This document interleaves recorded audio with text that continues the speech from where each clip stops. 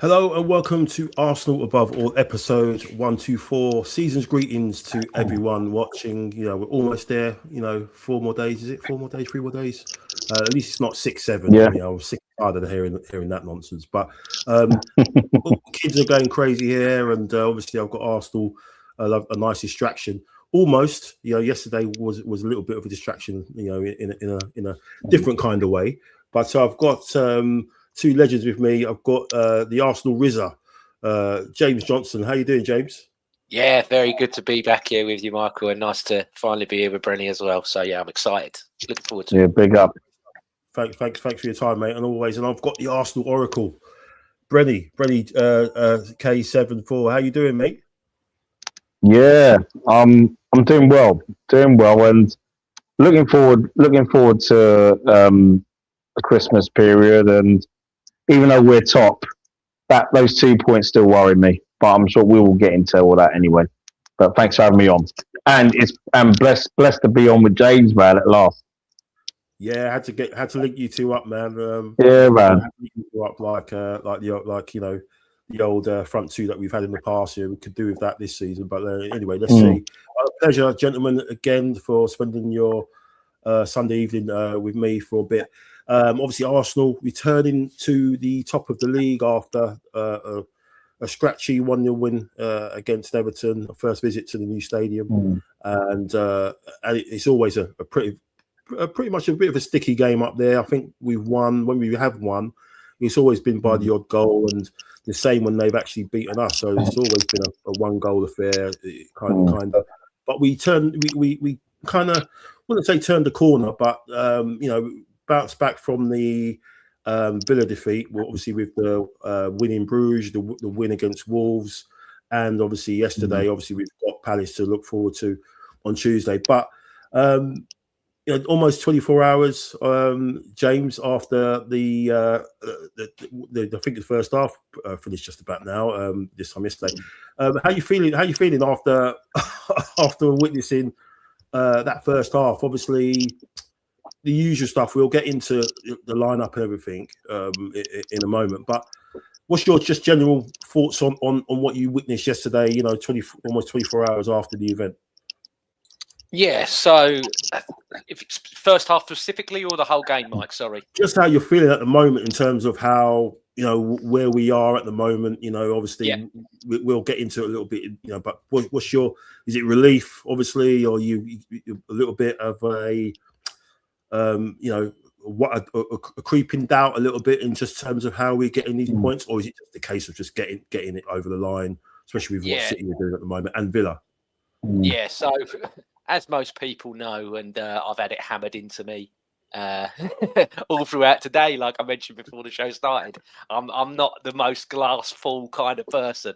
But again, I'm happy, Mike. I'm constantly happy to be proved wrong. If we play like this till the end of the season and win the title, I'll be the first person to hold my hands up and go, "You were all right. I was wrong. Sorry," because I'm big enough and ugly enough, and I've been doing this nearly 15 odd years to go. When I've been wrong, I've had a howler there. So by all means, come at me. But no, there are instances there that I'm seeing, that I've seen for the last few weeks, that I'm sorry, it's worrying. To me, it's worrying. I can sit here easily and say that was better than Wolves, easily, much better than Wolves. Yeah, and I can understand the people going, well, it's more defensively disciplined and it's more controlled. Totally understand that. That last 10 minutes, we had 80% possession, they had 20. Not like how the other week Wolves had 80 and we had 20. That I can all see. I think everybody can see and understand. However, there are two instances there, and people go, "Oh yeah, but we hit the post and it got cleared off the line." Saka's chance did not get cleared off the line. He didn't hit it hard enough for it to reach the line. It got blocked before. Probably weren't even going in because he hit it so softly. Trossard's one. Pickford has come out, and the only thing Pickford can do, we've seen it. He's good in an England shirt. He ain't great for club, but he just makes himself big. But he ain't made himself that big. He's committed already. So you've got that whole side of the goal to shoot in. Mike, you've played centre forward. Brenny, apologies, I don't know if you've been a centre forward in your time or not. I've been a centre forward. Yeah.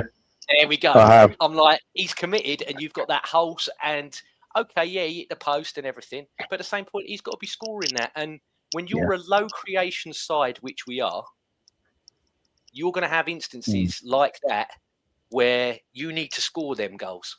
Yeah. It's not going to be, you're not already going to be 1-0 up or whatever. That's going to be make or break. And I was saying it to Jack this morning when I spoke with him this morning. And I went, "Jack, look, we've scored 31 goals as a team this season. Haaland and Foden have 26 between them.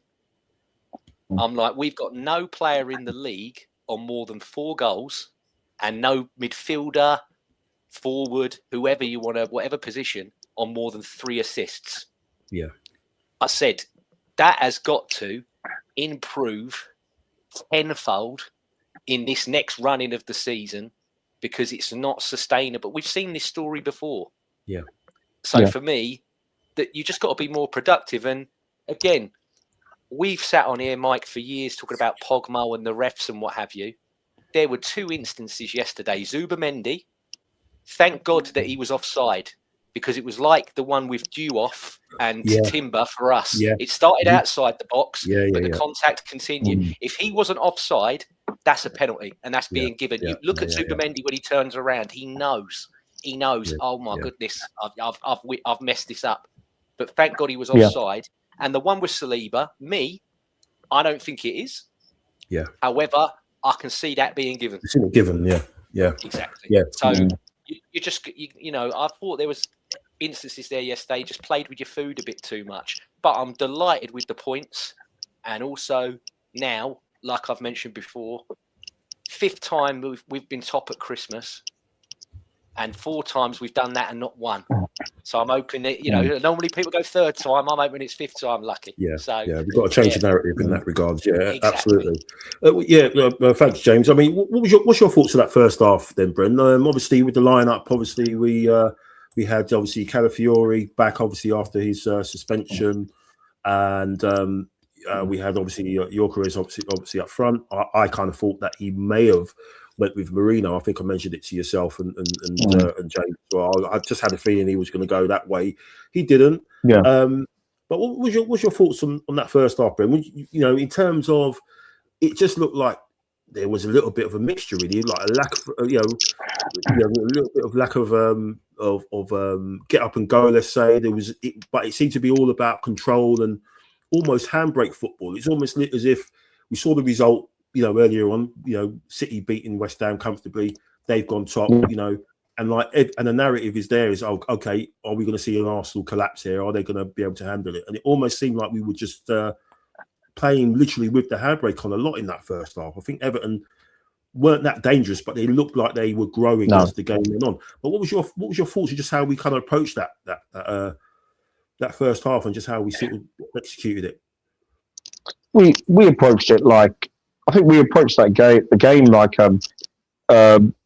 I expected the way we approached that game, especially in that first half. I expected it. It's been like that a lot in Premier League games this season, and there's only like a few Premier League games we could say, wow, we really basically did a job here and performed well as get the results. I see why fans, especially in our group chats, I do see why they expect Everton to be blown away, for example. I expect that as well, but it's because of the Champions League form, that we've shown this season. Because I've been impressed with the Champions League. There was no urgency in that first half. It was like we were just being patient with a team that's in the bottom half. They've picked up results of recent weeks. I know they were missing players due to AFCON and injury, and I said to people, that's not going to make a difference because Everton will still come out fighting. They'll still work hard to see if they can get a result. If they get a draw or nick a 1-0, and I just thought, myself and Bobby, first 10 minutes we were put to sleep. I thought we were going to get some marshmallows and cocoa. It was just like that. You know what I mean? It was like, what's going on here? But then as the first half picked up, one thing I did notice and I was impressed with, even though it was Victor Gyökeres in terms of, I know people was like saying he was poor, but what it is, us being centre forwards, we've always made runs. The runs and nearly every game you see Gyökeres play, the runs that he makes is so crucial. You see, the thing is with Gyökeres, if he was in an Arsenal side from 10 years ago, 20 years ago, making them sort of runs, oh my gosh, he would have probably hit 15 goals already this season in all competitions. And I think that there is more from him. But like I said, he's never going to be your R9 type of player who can grab the ball from the halfway line, take on 4 players, and boom, it's in the net. Playing under a system like this, Arteta for me has to tweak it at times. The system, especially playing against a low block, especially in the league games, he's got to tweak it. And also, he's got to stop with this fear of away grounds. It happens quite a lot. It's like a lot of away grounds seem very daunting to him. So you can see like the way we tend to set up in away games. Home games is different, of course, but in away games, he has this, if we're going to win this league title, we have to go all out to, like in the words of Ali, blow these teams away and then be comfortable 20 minutes to go, you're 3-0 up. Bring on your subs. Yeah. Because we've, you know what I mean? And that's what we need to do. But yesterday, it was 3 points, and I'm happy. Like James, I agree. I'm happy with the 3 points. But is it sustainable over the course of the season to keep performing like this in the league and picking up 3 points? That is my concern right now. Yeah. Players are coming back. We cannot use injuries as an excuse. I thought Hincapié, I thought he had a really good game yesterday. Yeah. You know what I mean? I thought he played well yesterday. First half, we did take control later in the game. But those first 15 minutes, I was like, oh my gosh, is this Arsenal playing? Or what's going on? But I thought as the game went on and then we got the penalty, Everton were a little bit more open. And I thought we should have opened them a bit more as well, because obviously they would have to come and basically, I thought there'd be pockets, there'd be, spaces because they're 1-0 down. We didn't see that, unfortunately. Yeah, I think, I agree both. I think, like the first half, obviously, the key thing is for us is to get the first goal right. In that situation, that's all you're thinking. You get the first goal. Don't get yourself in a fight where you're just going to get people injured again. Because it seems to be so far this season, you can probably count on one hand the games, like you said, that we've been out of sight where we are able to make changes 60 minutes, 70 minutes in. Yeah. And not having to go to the well, in injury time, defending for our lives or trying to get a goal, and then you're just putting people under duress, physicality wise.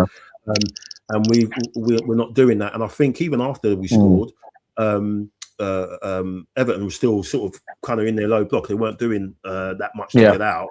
But obviously, part of that reason of us being a little bit so predictable and lethargic was, let's look at. I looked at it back, and the first half performance of Martin Odegaard was really frustrating because the guy was getting the ball off of Saliba on the right hand side, deep on the right hand side, where Timber should be. And I'm looking up, where's Timber? Timber's on the right hand side where he should be, and it's like, well. We know he's not going to get the ball there, so wouldn't you rather your creator be in that position? And we know Timber is quite good on the ball and secure on the ball, so he can build up play. And it seemed to me in the second half, he picked that up a lot, and I think he was a little bit better in the second half, but still, he's not had an assist. He's only had one assist in the Premier League, I think, so far this season. He's not scored in the Premier League so far this season. I think Saka's got one assist as well. I mean, I was touching on what you said earlier, James. I just think the lack of composure in the box for us is a bit of a worry at the moment because I don't know what's going on there. We seem to be making the wrong decisions. We're not picking the right people out. And we'll go on in a little bit about an opportunity Timber I personally thought should have played across to Gyökeres to have a tap in. But he tries to cut it back for Saka, who takes a shot on his right foot when he had time to take a touch, open himself out, and bend it with his left into the when he would have scored. So it is kind of strange to me. But obviously, this talk on Gyökeres, obviously because of the penalty, a lot of people are saying it's because Odegaard's giving him the penalty because he's going through it a little bit. I don't think that because it's 0-0. You're away from home. You want to make sure that you take the lead. I think it's probably because Saka didn't want to take it because he's up against Pickford and he's probably thinking, I've taken 100 penalties against this guy in training. He's probably saved a couple. Let's be honest. Or I just don't feel right, and I think he's giving it to Gyökeres because he knows he's gonna put his foot through it and see what happens. But what was your thoughts on just his performance while he was on, James? I mean, because obviously there's a big talk during the week. Obviously, we had a week off about his lack of chances, not being found. It's funny. I think Saliba made a nice pass to him. Our centre back picked him out, which was pretty mad. But what's your thoughts just on what the goal will do for him? Do you think it's just going to build his confidence, or do you just think it's going to be much of a muchness? Because after that, we didn't really find him that much after his going into the second half. Yeah, it's tough because we've been sat here for nearly 2 seasons now saying this is the guy that we need, this is the guy that we want, and everything else. As much as I believe that he hasn't been helped, I do still believe as well that there's instances in his own game where he's not helped himself. There's that one in the second half where David Raya probably just gets so fed up of no one breaking the lines. He goes, well, I'll just ping one to him and see what happens. And he's him and Mikalenko. And it's like, you're winning that duel every time. You're winning that duel every day. And he just goes, he goes to the floor a bit too easy for me there. Yeah, he does. The instance before the initial penalty that we get, I also think that's a penalty as well. Yeah, I know he's gone down quite soft there, but at the same point, I'm like, if he doesn't, you're all screaming at him going, well, you've had 2 hands in your back there and you haven't got everyone else would look at that and go, why don't you throw yourself on the ground, mate? Like you got to, but yeah, Mikel Arteta after the game said that he was shocked and surprised that they gave him the penalty. So that to me indicates that he is not the club penalty taker, like some think he should. He is, because he got that. So I'm like, no, I believe that Saka is still that guy for the club until told otherwise. But I'm over the moon that he got it. Again, I don't care how many he scores or how he scores them. I just want him to score them because he needs that, and hopefully he builds on from there. But there was an instance in the second half as well where he got it just where he likes, and he done that bending run, and he got into the box, and the ball fell to Saka. Saka sort of scuffed what he was doing and was brought down, and then he got it again, and that's when he collided with Pickford. But he nearly had a second there. If he was just a few, he was like a whisker away from making that 2 for himself there. And if he scores twice, we're having a completely different convo about him now. We're not going, are we sure? You go, well, you are sure now. He's just scored twice away from home and everything. But this guy's talented. Neil and that put in the chat, the system's not going to change. So it's getting him to work within the system that we've got. Yeah. And I still believe, Mike, he can do it. I know a lot of people don't think he can, but I believe he can. So we will see, and we will probably be having this discussion all season long. But for someone that's a flop and looks like he's running in concrete and what have you, he's got 6 in 15. I don't think that's too bad, Mike. In his first, considering he had what was it, 6 weeks out or so? He had quite a little 6 weeks out as well. Yeah. So it's to get 6 in 15. I don't think that's hard doing. Yeah, and I think again, there's been opportunities where we could have found him, players could have found him, and he could have done a little bit better himself. So I just think as hopefully as the season goes on, obviously he's got his old team next. Well, we've got Palace obviously, and then we've got Brighton. His old Brighton. Team, you think he's not going to play midweek? He's probably going to be ready for that one. So let's hope he has it in his taste for just not revenge, but just putting them in their place a little bit. They already gave them a chance, didn't they? So let's see. Well, let's go to the chat before we move on. I'll come to you, Brenny. Brian's in the chat is saying Happy Christmas to everyone. How you doing, Brian? Hope all's well, mate. And he said traditionally 1-0 to the Arsenal yesterday. Thought yesterday was one of those games where we could have beaten ourselves, as it didn't offer much. Yeah, they didn't really. Really poor. Front, true. No threat, whatever at all. Got Headtay. How you doing, Headtay? Pleasure to be here. Normally asleep when we go live or whatever. He's really busy, but he's a great supporter of this and so many other podcasts out there. And respect to you. Thanks for joining us. Mac is here. Evening, gents. Big Gabby's back is going to be shaky. Up front, we are in big trouble. Our main rivals are scoring for fun, and we are scraping the penalty. Yeah, got to thank was it Jake O'Brien for actually losing the plot for about 1 minute. He decides to push giving away 2 penalties basically in the space of a minute. I don't know what that guy was on. Oh man, I know he was Scottie Pippen, wasn't he? The fact that the ref didn't see it. The fact that the ref didn't see it, and he had to look at it so many times on the screen before he made the decision. He still didn't want to give it. I just bizarre. Just think the refs were on one. They were on one this week. Oh, that was just one as well. And I don't know what's going on there. How can that? Sorry, I'm still laughing at that.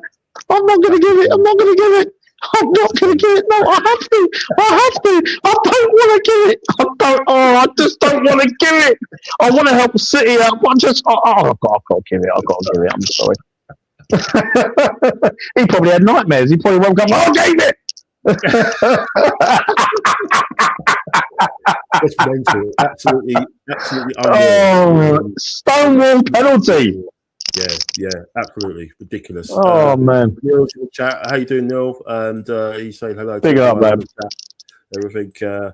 Brian saying arguably, other than 1 or 2 changes, that was probably our strongest team yet. We could have put out against the Everton team, missing the number of the key players, and we made whether. Yeah, you're probably looking at team, Brent, and it's probably Gabriel, isn't it? Gabriel's the one missing, really. I would say, for me, Gabriel's missing, and also right now, I don't know if you saw in our chat yesterday. I would. Oh no! Sorry, I didn't put it in the chat. I put it in something else. I would rather see Saka on the left Because when he's on the left, he looks really good on that left. He looks like an old-fashioned deadly left winger. And, you know, I have him on the left, Noni on the right, Yoko is up top, and I would have Eze in the number 10 right now. That's not the manager's choice, but if I had the opportunity to choose that front four, I would go with those four. Yeah. But also, I mean, but I would go, for me, it's Eze, Rice, and Mendy for me. But because of Everton, and I've seen in the past, I've seen Christian Norgard perform there. I wanted Norgard to start yesterday because I wanted him to get involved in a street fight. Yeah. And I know he would win the street fight. You know, there's certain games where you think, well, Norgard, you know he could do a job. And I thought, Hill-Dickenson, I almost said Goodison Park. Hill-Dickenson Stadium, I thought, you know, that would be the one where he can, you know, really, I thought he'd win the battle. I know we won the midfield battle yesterday, but I think Norgard for me, we need him for certain games. Yeah. But, you know what I mean? I think we'll always go back to the squad management and the way he's managing the players and, you know, Norgard getting in the minutes and Noni Madueke just getting ghosted for two full games, you know, after he scored the brace, you know, in the Champions League. What a performance. What a performance against Bruges. Unless he's carrying a knock or something, I don't get it. I don't get how this guy hasn't played a minute since then. But we'll get onto that for the talk about the Palace game. Neil's saying back her eyebrows, that's his nickname for Arteta. He's continuing to stifle our creative players, not allowing them to play to their strengths. He's expecting them to play his way and not to their strengths. I think he's pretty much saying that. You know, we're seeing that with Gyökeres. He's not giving the freedom to express themselves. Again, as you said, Madueke scores a beautiful goal. How dare he do it outside the box? You ain't playing that. What are you shooting for? That's his punishment. Ethan is great when he first started, but no, how dare you be flamboyant and take shots? You pass the ball into the net under my management. It's it kind of has that feel that, you know, you have to align to the system, you know, still, even after the talk in the summer about having this squad and maybe adjusting things a little bit, we are still becoming to be a bit predictable because again, we'll talk about Odegaard now, James. I mean, I know you got a bit of flames from your parents on the Highbury squad yesterday. I still haven't got the knives out my back. But yeah, like I was saying, first half I thought he was slowing everything down. Nothing was going forward. He was going too deep, and you're thinking, what are you doing? You're going so deep, you know, and you're picking the ball off of Saliba, and all you're doing is a nice 5-yard pass inside back to Saliba or 5-yard pass up to Saka and stuff. There's nothing, you know, in the last third until the second half where we started to play a little bit more quicker. Someone made a really good point in the press conference yesterday about the ball speed, about how quickly we moved the ball, and it really caught Arteta on the hop a little bit because I think that was a great question because you saw in that first half we just weren't moving it quickly enough. You know, we weren't. We've been guilty of that so much this season, I should say, especially at home when we're against a low block, and it's like, why don't you just go for it for 20 minutes and try and put it on the team? But we don't do that because if you don't score after 20 minutes, you know, and maybe you concede one, then the fans are going to get behind you because they see you tried for 20 minutes. If you don't, then you get all the moans and groans and the stuff in the crowd and stuff. I don't get how he's going by this route. The only time away from home where we put it on a team, I think if I correct me if I'm wrong, was Newcastle away. The first 20 minutes, I think that's probably the best football we've played because we pretty much were on the front foot, played stuff. Funny enough, we went 1-0 down in that game as well, but it was the intent that we made in that half, and that was obviously with Eze and Trossard.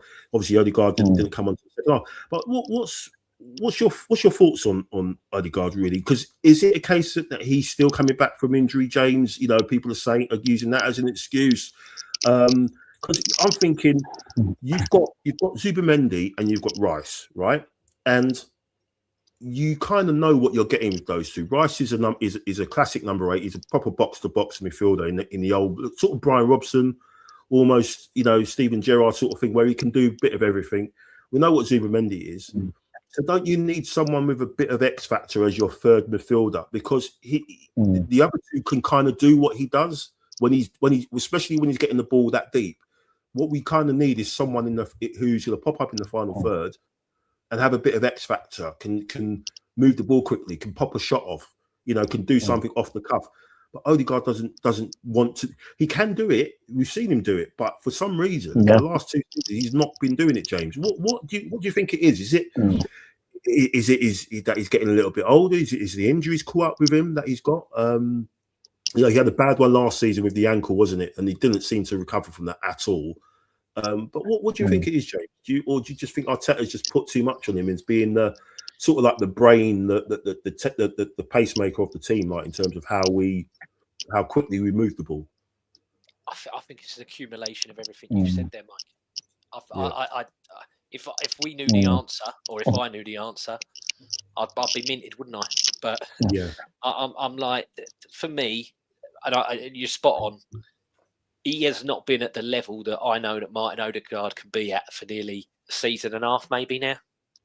I know that he's been injured quite a lot. I know that that's happened, but he made 54 touches yesterday. Declan Rice had nearly double the amount of touches as him. And and this is where, again, it gets a bit personal on my side. Like I said, I'm still taking the knives out and dodging the arrows that have come from me since last night. But I've seen people go for other players that are in the team with such ferocity and vitriol compared to an honest critique that I'm giving of him now. But yet, he because he's club captain, he can be excluded. I don't buy into that. I don't care whose name's on the back. If any of us, and that's any fan, not even just us on here. If you haven't pulled your weight, why is that a bad thing to say that you haven't pulled your weight? I mean, for me yesterday, no shots, lost possession about 7 or 8 times, didn't make any clearances, didn't make any interception. So I'm like, you can have a pop at Gyökeres by going, well, if he don't hold the ball up and he don't score, what does he do? Well, what's Martin Odegaard doing then? Because if he's not getting in the box and making passes, having shots, and if he's not contributing on the defensive side as well, that's a luxury player. Yeah. And we had this discussion about Mesut Ozil, and I don't want to compare him to Mesut Ozil like that. I don't want to. But you got to say what you're seeing, and I'm like, well, the juice ain't worth the squeeze with you at the moment, mate. I'm like, what am I getting from you? And we had this discussion on Purely, and I know Neil's in the chat. Shout out, Neil, as always. And he said last week about Gyökeres when Timber's coming in and taking the headers, he needs to go to him. Hey, I'm striker. Stop it. Zubimendi's played with him in Spain at Sociedad. And they've played quite a little bit now together at Arsenal. So they know he knows him better than, any of the other boys that are with him. Yet the relationship between him and Rice and everything is so much better than the one with Odegaard. And I think that Zubimendi needs to go to him. Listen, when Raya or Saliba and all that want to play out from the back, you can't hurt teams being next to me, basically in a double pivot. So get up higher where you can hurt people. And yes, in the second half, he definitely improved on it, Mike. Yes, he did. But it still is not the level, he gets in positions where he's on the edge of the box and you're looking at it a bit like what Eze did against Spurs. And you're going, well, you can, sorry, that's me, £1 fine. You can, I'm like, well, why can't you wrap your leg around it? Have a crack. And he don't. He'd rather go sideways or recycle it. And that to me just shows that it's like it's a severe mental lack of confidence in him at the moment. And I'm like, well, we've got to somehow build that back. But also, you've got the armband on. So others are looking at you for inspiration. And I'm like, if you're not really motivated yourself, how are you going to motivate me? I know people go, oh, he's got the armband, but the real leaders are this one, and this one. And I get that. I totally understand that.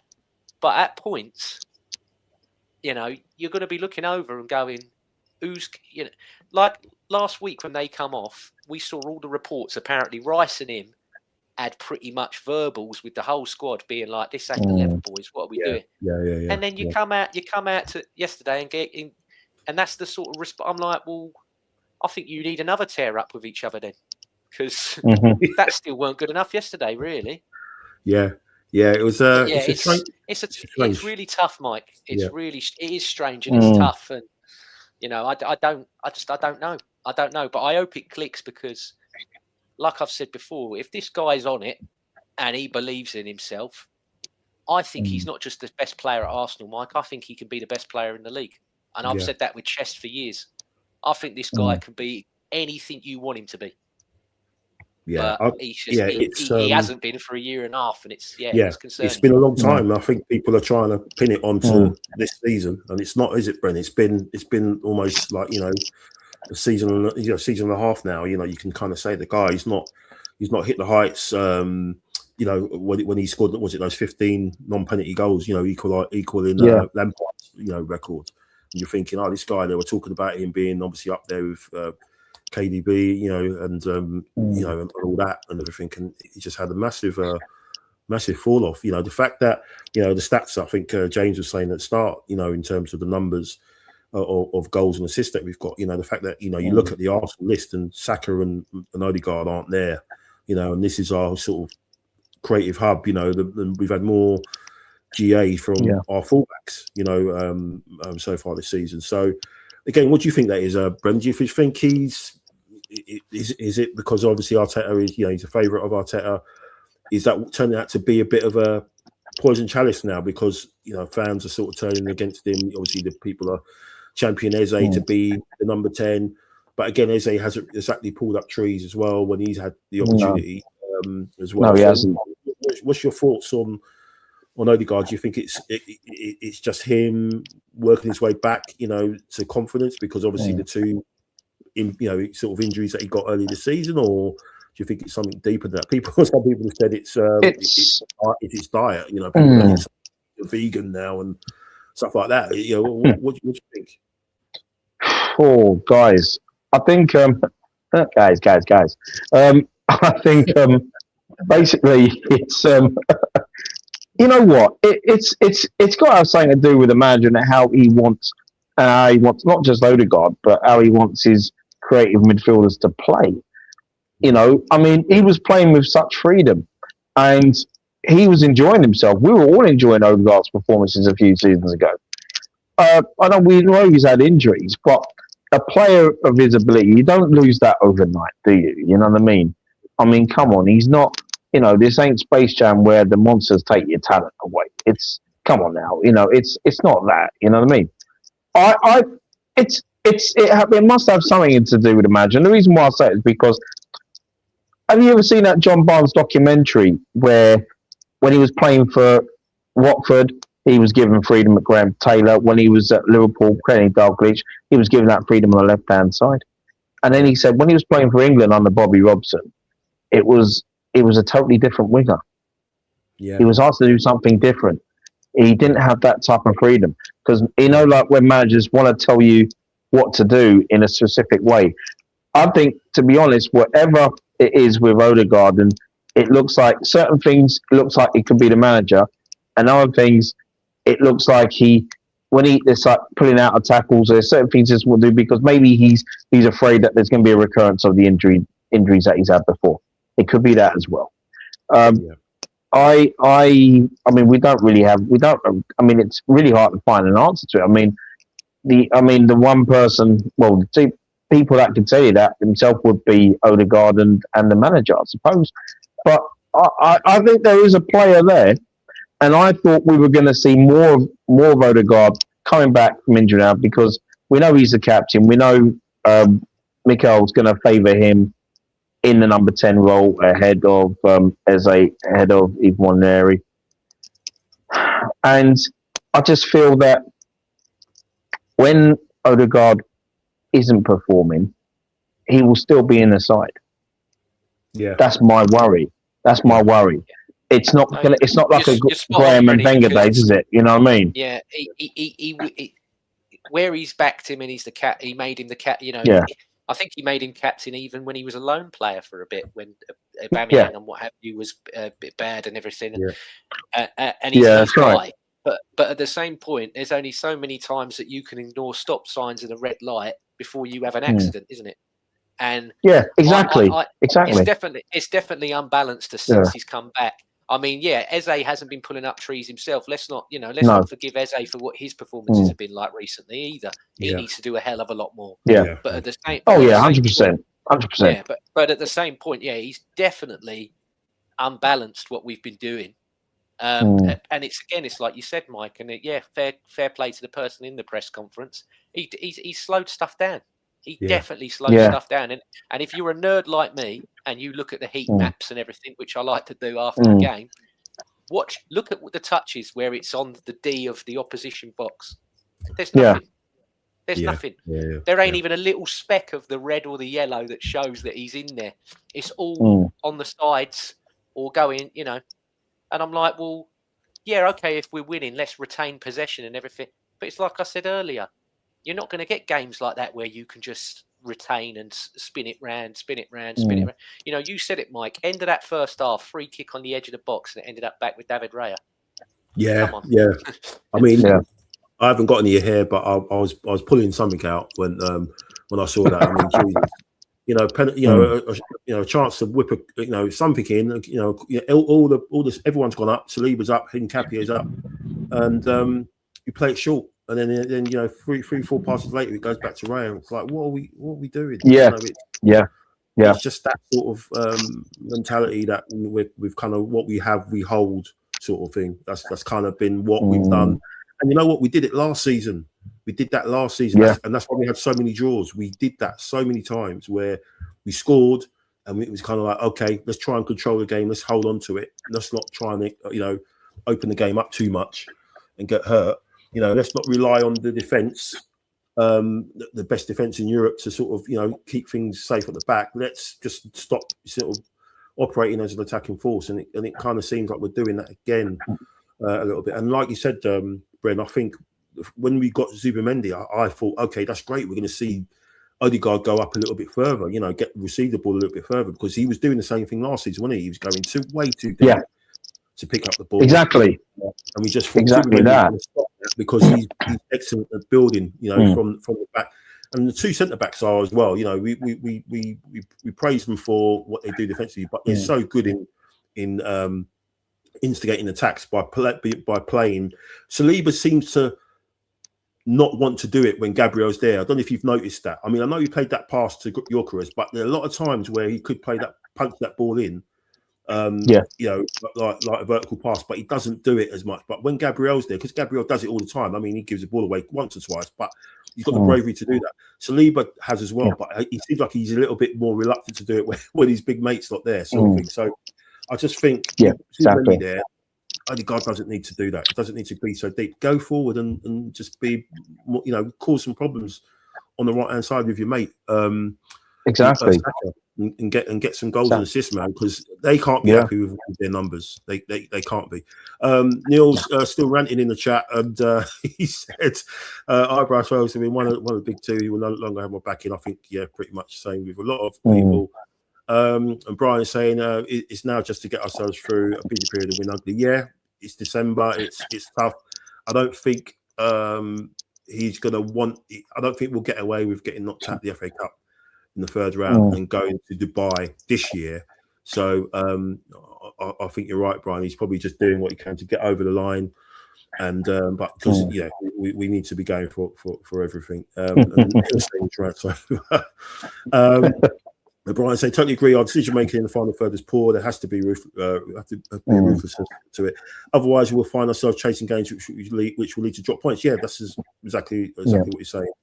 Neil saying he's happy that Gyökeres scored. Yeah, absolutely. Same here. Brighton will not be easy, but we need to punish teams. Yeah, Brighton have got a few injuries at the moment, so but we know what they're like, and we know what that manager's like. I wonder if he's going to be wearing the same clobber he wore in the League Cup game, because I swear he looked like he got that from he raided the thrift shop on the Holloway Road, and it was absolutely scandalous what he was wearing. Shouldn't have been allowed on the touchline wearing that stuff. AFC 777, big up Brenny in the game. How you doing, mate? Big up AFC 777. What was it? Yeah, and Brian is saying it might be Brian's last dance, yeah, because handball. Basketball. Neil saying Saka left and Maddie right all day long. Yeah. Totally agree with you there. Interesting comment here. If Doué is the best young star right now, why Arsenal don't sign him? He's not for sale. He's not for sale. And I know every man's got a price, but he ain't for sale. You're not getting him. He's quality, isn't he? Yeah, he's a jewel in the crown for PSG. He's taken Mbappe's sort of mantle there as he's French. He's young. He's going to be there for the next 5 or 6 years. Because they'll pay him unless I don't know what his contract situation is like. But yeah, he's will be lovely, but I don't think he's going to go anywhere, unfortunately. Brian said, I think the armband should be taken away from him. I just think that he feels he has to carry the team. I think it's been detrimental to our performances. Just give the armband to Big Gabby or Rice. But I just think Arteta is gonna. We saw it with Wenger, didn't he? He did the same thing. He just used to keep giving his favourites chances and trying to get them to play their way back into form, and that was often at the detriment to the team, where there was someone on the sidelines who was in form when they came in, or they showed it whenever they came in, and you can't think, just give him a run. But the thing is, Eze isn't showing that, when he does come in. So that's the thing. That's why I take to saying, well, you're not showing me anything, so I'm going to keep. I'm going to keep. Neil says, thanks, James. Obviously, I think for the shout out earlier. We have defenders, a Cam. CDM and a goalkeeper. Their job is to protect the goal, as many players create. Yeah, it's quite simple, but it's not balanced, isn't it? It's just not balanced. And saying I stand off the ball movement and even forwards at times need to protect the duel, but the main focus should be to forward create. It's getting frustrating, isn't it? Seeing the same, almost the predictability, James, in terms of the way that we play, the horseshoe of doom or whatever it is they call it, going round. Mike, you know me, I like sitting down and having I love a bit of tactical analysis like the next man. But if I have to hear about OOP, like people are stretched from naughty by nature, it's going to do my absolute head in. Oh, Madwecky's not playing because he's not got good OOP. Nanweri's not playing because of his OOP. Eze's not playing because of his OOP. I don't care. I don't care. The subs yesterday. The subs yesterday. People went to me. Oh, they're attacking changes. I'm like, yes, they're forward players, but was Martin? I agree with Brenny. I'd have gone Saka, move over to the left hand side. Madwecky, what you're not going to give me with the OOP. But you'll run and you'll pen people back. Yeah. So that then that game is up that way, really. And it's like, if you do lose the ball, don't worry. Timber's there, Zubamendi's there, whatever. We're the most watertight defence in Europe, so we've got you.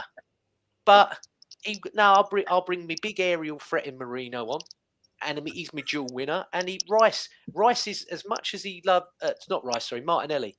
Martinelli he likes because he grafts for him as well.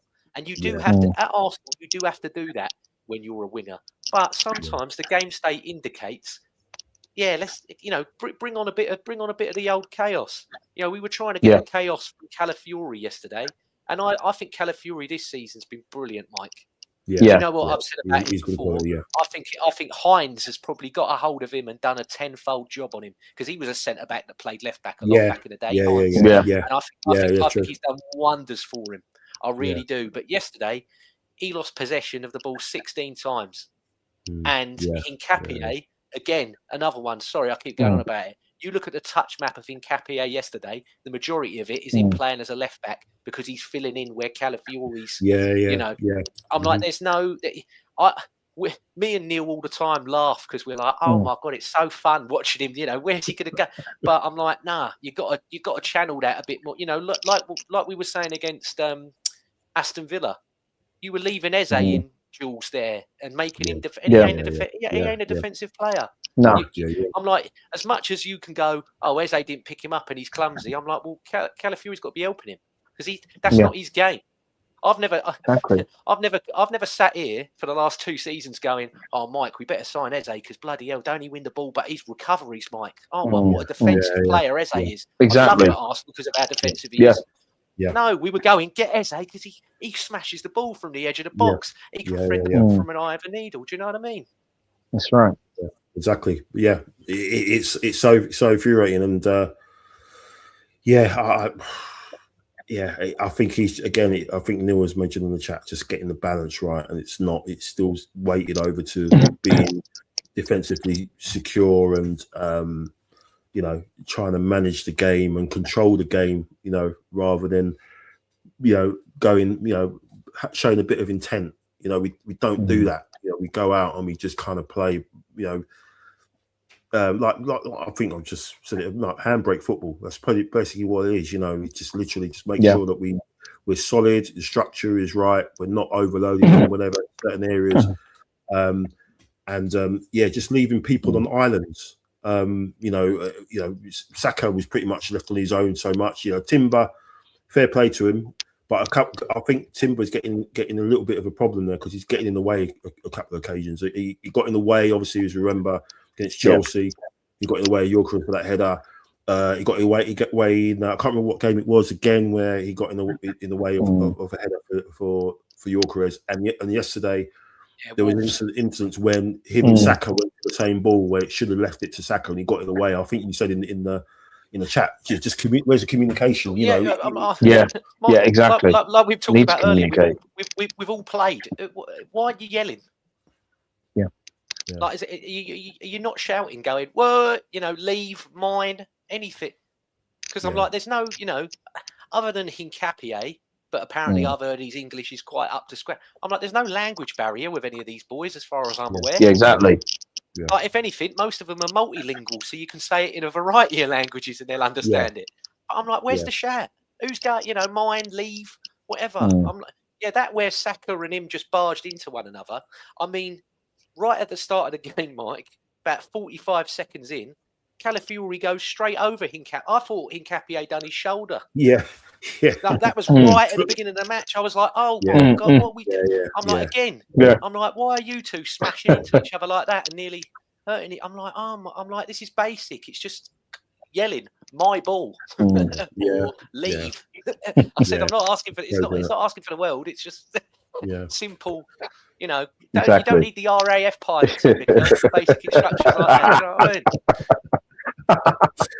You know what I mean? Crazy.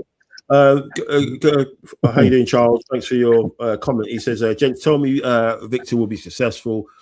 If no, how can the club be so stupid to sign such an incompatible CF profile? I mean, system or player, somebody's got to give right. I mean, what do you think on that? Brenny, we've kind of mentioned it, touched on it before, haven't we? In terms of where we are with him. I mean, touching on that, you get situations like this, which is that instance or that situation, I should say, where Timber, people are saying, "Oh, we couldn't do it," but when you run it back, and he could easily have played the first time, but he didn't. He slowed down and then he picked Saka out.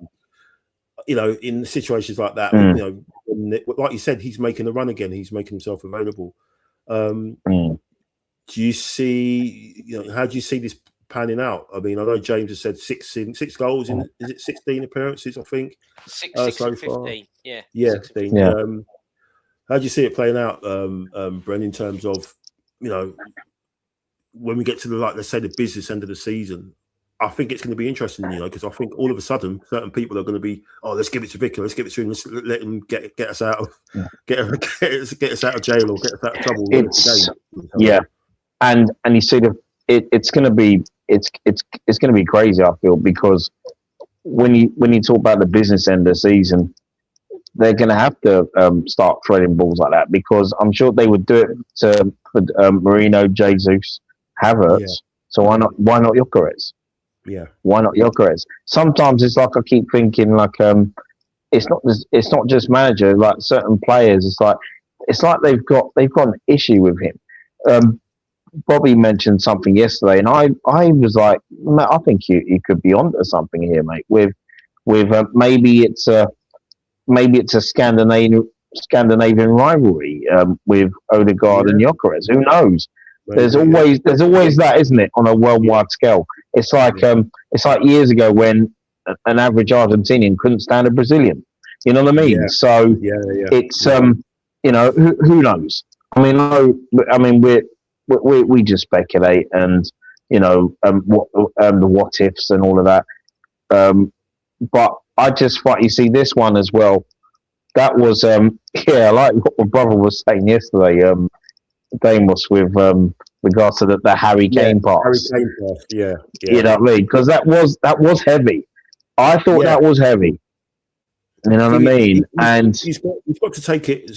Odegaard's got to take that further. He's got to let Keane. I think that's Keane that's nearest to it. He's got to make Keane out to him, and then play the pass to Gyökeres. He's played it way too early because Keane then has the time. He's got the recovery, you know, to get there and get you know. I think he blocks it or Gyökeres trying to make the cross. But if he'd have made Keane come, if he'd carried it a little bit, maybe 10 more yards, Keane would have had to have gone to him.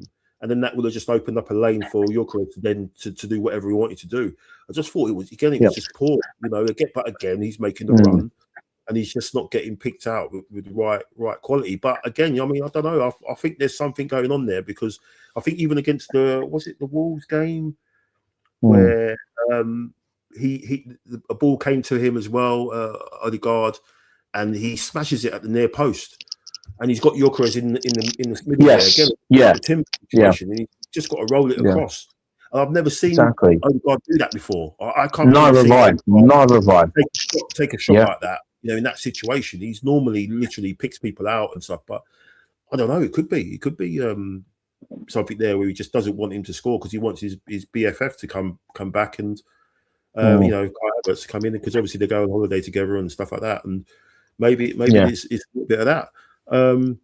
Charles has had another chat, another comment. Mikkel's come to us from Man City with the false line model. Do we have statistical evidence he or his staff has the skill set to work with the CF? I don't think so. I think they want that kind of guy who's going to link and everything, don't we? Till now, I just see defensive midfielder improvements. Yeah, you know, you've got to say he's improved. Someone like Rice, who's, you know, 2 times the player he was when he came from West Ham. Let's say, let's be honest. But I just what I will say is the evidence is there, isn't it? We've had the season where we got the most goals that we've ever scored in a league campaign. And we mentioned it earlier. You know, Odegaard 15 non-penalty goals. Saka and Martinelli, I think they got double digits, and then last year before his injury, you got Bukayo Saka on course for you know, breaking Thierry Henry's assist record at a point. But at the moment, the lack, and Brian mentioned it, the lack of the composure to be clinical is harming us. So I think there's enough evidence there that he definitely, all of them players have improved compared to how they were before he come in. Easily. But then some of them you looked at and you were like, well, no, you were going to be a good player anyway. So, you know, I could take the rough with the smooth there. And Neil makes a great point here. But Neil, what I will say is the side that won the treble, that was the side when he got the forward. You know, you can go on about, he got the 100 points and whatever. But for me, that their treble winning team, which is the one that a lot of them will class as the best because they won all 3 of the parts. That was the first season they got the bagsman. So, you know, I know and we all know that he wanted Sesko. And the preference for him would have been Sesko. He did. But Berta was going, no, I'm getting you in the forward positions. I'm getting you oven-ready people that you can mould or fit in. We're not doing projects. You can have a project maybe on your wings or whatever, but Eze 27, Gyökeres 27, you're having men in there. because it's not a case of winning in 2 or 3 years now. It's a case of winning now. He don't do interviews, Berta, but the one and only interview he did, and I mention it a lot, Michael. You know exactly what I'm going to say, but he went, "This team does competing. I do winning," and he said, he went, "I don't do competing. I do winning."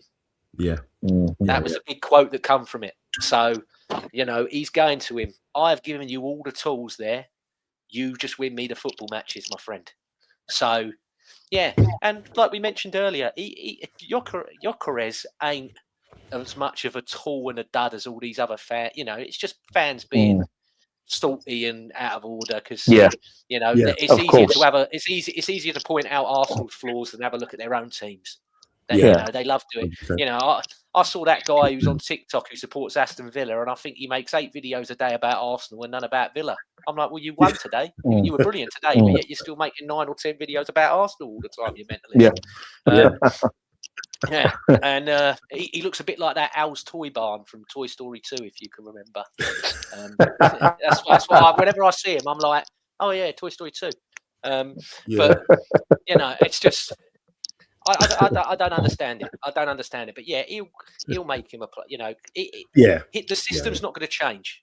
So it's getting Gyökeres into the system, and it will work. Like I said, he's nearly got half the goals in half the games. So and you could go, but penalties, but I don't care. A goal's a goal at the end of the day. Don't matter how they scored, they still can, don't they? Yeah. Neil's just obviously saying, it's just did it? Basically, just coming back with his point. So fair play. No, I don't disagree with what he said. I don't disagree with what Neil said. No, he's right. I'm just mentioning that when they got the forward, that's when they played the best. So even Pep figured out in the end, this false 9 stuff don't always work for me. Yeah, absolutely. Before we go on to Palace, just have a quick look at this. Just a bit of an overview of how things are at the moment. In the head-to-head, probably should have added Villa to this. The person that made this was, I think his handle is Dr. Ritzy. I've used his stuff before. He's really good on X. But he's put together this, and obviously you can look at it and see that they're saying on the sort of the points, we're 6 points ahead of City in terms of what they've done this season. I don't know how he works it out. We were only 2 points ahead, but anyway. But you can see there the away games they've got to navigate. Slightly more dicier than our ones. Obviously, we've got a lot of the big teams to come to ours. Obviously, going to be Villa on the 30th, isn't it? That's going to be an interesting one. But if you're looking at the away games that we've got to play, obviously we've got our neighbours, which is going to be obviously a tricky one, regardless of how bad they are. And obviously Leeds is always going to, something about when we go up to Leeds, isn't it? Sometimes we go up there. Obviously Forest with Daesh. But you look at our away games and you look at theirs. I'd rather be, when you talk, second half of the season, the turnaround, rather have got our ones out of the way than they've got to face theirs to come. So it looks interesting. Obviously they've got the track record. They've done it before, haven't they? They can go on runs, but I don't think this City is capable of doing what they've done in the past in terms of reeling off 18 wins out of 18 or something like that. I don't think that's going to happen.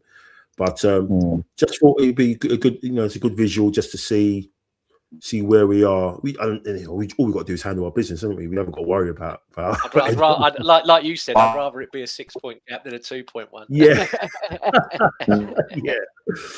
yeah. So I thought that was interesting. So let's go quickly on to Palace, guys. Charles has said again, how would you as manager handle the Palace match? Make sweeping changes or not? The world is looking at our downfall, I feel, and the trophyless banter will start immediately after a cup defeat, even though the team is fine. So what do you expect on Tuesday, Brent? Do you think obviously the likes of, like we said, mentioned Noni, he's not kicked a ball since Bruges, which is again crazy. Eze obviously didn't come on against Everton. You're expecting those two to start? I mean, I am. Yeah, with Noni, I think he's had 2-week punishment for insubordination and bad behaviour. So I think he'll be let out to play. He'll start. I would be very, very disappointed if Eze, Noni, Norgard. I'll be very disappointed if I don't see those three players in particular. I want to see those three players, and I want to see even one area at least feature in something. Miles Lewis-Skelly as well. I don't think we'll see him in midfield this season. I think we will in the future, but not this season, in my opinion. And if we do, maybe Portsmouth in the cup, who knows? But I expect us to go with a little bit of strength, because you see the beauty of it now is that there's for the players from Tuesday. There's no crazy travelling time until we go away to Bournemouth. 3 home games in a row coming up. So if it's a case of you're gonna go. If Arteta goes strong, I haven't got an issue with that. You know what I mean? But I do expect, but whoever he puts out, I do expect us to win the game, because unlike the manager, I trust his squad. I do trust his squad. You know what I mean? It's put together, and I think they can. Anyone that's playing for us right now, they can come in and do a job. 100%. And I expect us to. Palace have had a bit of a wobble recently, but and I expect us to come out on top, and look forward to it. Yeah, totally agree. What do you think? James said you came out of a solid team to play Palace. James, what was you thinking? Yeah, I'd rotate it. So I said in the group chat that obviously Kepa goes in goal for me. Right back, I'd love it to be Marley, but I don't think he'll do that. I think he'll play Timber, which is annoying from that point of view. But I think he'll play Timber. Saliba and Hincapié, because there's just no other centre backs. Lewis-Skelly at left back. I want Norgard and I want Marino and Nwaneri in the midfield, because if Nwaneri can't start this game, then pack your bag, son, and look for a loan.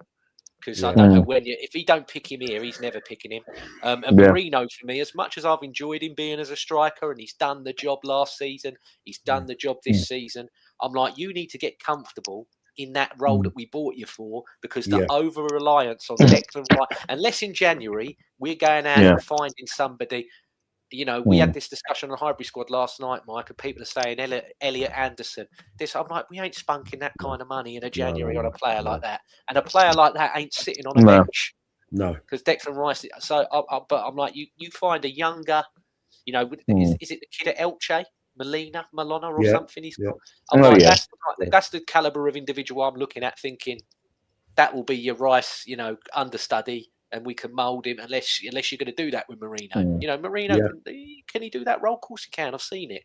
But is he trusted enough to do that instead of playing as this alternative forward? And then I'm going Eze on the left, because that's what we bought him for. I know that people say, oh, no, he was better as at Palace. He played on the left, but they played in a 3-4-3 and they tucked behind Mateta. So they looked like they were 2 10s, but they weren't. They were wide players. And then I'm going Madueke on the right-hand side, because like we've mentioned all the way through this, you score a banger and you score a great header. What's your reward? Oh, you're not playing for 180 minutes, mate. After that. And then, play Big Gabby up top just to see what he's got. Give Gyökeres a rest. Have him on the bench if you need him. And, Mike, I've seen big names and big people in this line of the world. Oh, no, Brighton's more important, so if we lose, I don't care. Well, if that's your attitude, give your ticket to someone else on Tuesday night, to someone who does care and does want to. And if we get to the final, and I won't name and shame him on here because that's not how I roll, but when I see him on Instagram and Twitter and everything outside Wembley, giving it, I'm at a cup final, I'll have you then. And you know who you are, and I'll have you. 100%. Because how are you, after 6 years without any trophy, diminishing any of them? And I agree with what Brenny said there, and it's brilliant, Brenny, as per from yourself. This squad can win all 4. They can win all 4. They can. So, will we Maybe not. But I believe on our day against anybody, we can beat anyone. Yeah. So, and 100%. this group needs to win something to get. Winning this will hopefully push them on to get another one done. Yeah, give them a taste. Give them a taste. And if it was good enough for Jose, if it was good enough for Klopp, and it was good enough for Pep to win, to then win the others, why ain't it good enough for us? That's the logic. I don't understand how people just go, it's only the Carabao, it's only the You can't diminish any, after 6 years with nothing. How can you diminish any trophy? That's what they used to do. I was 2 years old. I've never seen us win it. I've never seen us probably win it. I was 2, wasn't I? 93. I was only 2. So I want to win it. Jesus. Yeah. It was great experiences. If we're in a raffle, I want to win a raffle. That's how I am. I want to win everything. I don't want to lose the coin toss before the game. That's how I am. You know what I mean? I'll tell you, man. I've never been to a cup final, but I've been to the semi-finals. But I couldn't get a ticket for the League Cup final. What was called the Coca-Cola Cup final in '93. But I did go to the second leg against Palace when we'd won the first leg 3-1, and in the second leg we scored 2 goals in the Linnigan and Wright from corners, and it was just easy. The second half was comfortable, 5-1 up on aggregate. We didn't have to do anything, and during those times we weren't playing great football. We still managed to win 2 cups. But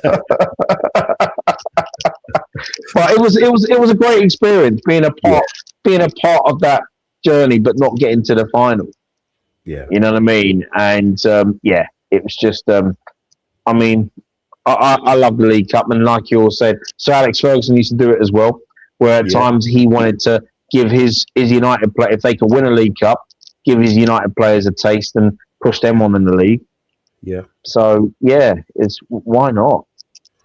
Yeah, I totally agree with you both. You're that close, you know what you've got ahead of you. You know you've got 2 legs against Chelsea, and everything, and then obviously you playing City or Newcastle. You take that, you've got to again you've got to trust the squad. The squad is good enough to navigate that, and obviously if you sprinkle that with a couple of the first team players, which I'm sure that he will. At some point, probably because of the injuries and rotation, what have you, we should have enough to get to the final. Obviously, we've got to deal with Palace, and obviously, as you said, Bren, on the back of a thumping against Leeds, which was a surprise result because I think that they rotate. They made 11 changes from the previous game, which was in the they did in Europe, weren't they? So their proper team got battered. So is he going to go strong again? Which I probably doubt, because obviously you've got the league games, a couple of days later. Is he going to bring back that Europa League squad, the conference squad? Sorry. So it's going to be interesting to see what he does in that regards for both teams, really. But it's a good time to play him because he's not happy there at the moment. He's not happy. He's not happy. I'm like, if they don't do it, in January, if he loses his Gueye and all that, I think he might walk. I think he might get. I think so too. Yeah. It's a good time to play him. I know that's. I don't want to dismiss anybody, but it's right. With everything going on, I think it's the right time. Yeah. So let's see what happens. Obviously, we'll have a quick recap show on Tuesday night, last one before Christmas. So hopefully catch you all there. Really appreciate all the comments. It's been fantastic stuff from a couple of the regulars and a couple of new ones as well. Really appreciate it. Brenny, where can people find you, mate? You've got your channel. Hope that's all going well. And, give yourself a shout out, mate. Yeah, it's I did a couple of things last week, but I will be doing some stuff over Christmas. So that's Brenny K74. It's not just Arsenal chat. I'm also going to be doing something hopefully this Christmas with my brothers. We're going to be off topic, no football or anything, but myself, Damos, and my other 2 brothers, Maps and Drew, and beautiful Drew, we're going to be doing this is going to be hilarious. We're going to be talking about classic movies with bad accents, and we're just going to have fun. We're going to have fun making fun of all of them. We're going to be going from Americans with terrible West Indian and African accents. We're going to be talking about Highlander with Christopher Lambert. How come he wasn't a Scotsman and he sounded French throughout all the movies? As much as I love Highlander, we're really going to rip into them and just have a laugh. We're just going to have a good laugh. Instead of getting ourselves stressed about Arsenal, just going to have a laugh, and I'm going to, discuss something like that. And I think it'd be fun. And also, you can see me. You can see me on Instagram, do threads, and X as well. Nice one, great stuff. Oh, and the football takeover. And the takeover, absolutely as well. Great stuff. They do on that channel as well. So please give him a like and a sub. Obviously, James, where can people find you? Yeah, just at LL Cool James 91, and then everything's on there. You know me, Mike. If people want me there, I'll be there. But after this week, I might only be in one place from now on. And no, that's Brenny. The like you were saying there about that with the accents and everything. You got to throw that Michael Caine film where he's the Texan. That was, I remember. What was that? Oh, I've not seen that. I heard about it. About 90. It's an old 90s movie, but he plays it's dreadful. I'm like, why are you making Michael Caine a Texan like he's a oil tycoon redneck type? I'm like, what is going on? I'm like, this is Michael Caine. Like, just have Michael Caine be Michael Caine. Like, what are you doing? Oh dear! It's worth a watch. It's worth a watch just to check out, because you're just like, what is he doing? Yeah. Like, I don't know who the director was. Exactly. It's just, it's a mess. It's an absolute mess. Death in Paradise is crazy. Yeah. I mean, the accents in that as well. Oh my gosh. So thanks for the comment. First this week, we think we'll finish third. And so will you play not to lose rather than to win? No way, you're winning the league. Yeah, well. That's the worry, isn't it? That we're kind of on trying deadly ground. That's it. I was like, yeah. That's the name of the film. Yeah. Oh, coming out with That's a good. I've seen it. Good movie. Good movie. That. Good movie. Oh well. Oh man, thank you so much. It's been a great chat. I can't believe we spoke in the time's flown. Like I said, we'll be back Tuesday night with a quick recap on the Palace game. And obviously, then we'll look forward to the visit of Brighton and hopefully turn them over. And then obviously the visit of Villa, of Unite. And we need to make sure we put them to bed as well. They've messed us up the last couple of visits, haven't they? At the carpet. So it's time for us to get a proper win against them. But thank you so much, Brenny. Thank you so much, James. Thanks to everybody in the chat. Thanks for having us on. If you're not with us Tuesday night, wishing everybody a great Christmas. Behave yourselves, and but actually, just go crazy and enjoy yourselves. Okay. Thanks very much. Enjoy the rest of your week to come. Take care. And up the Arsenal.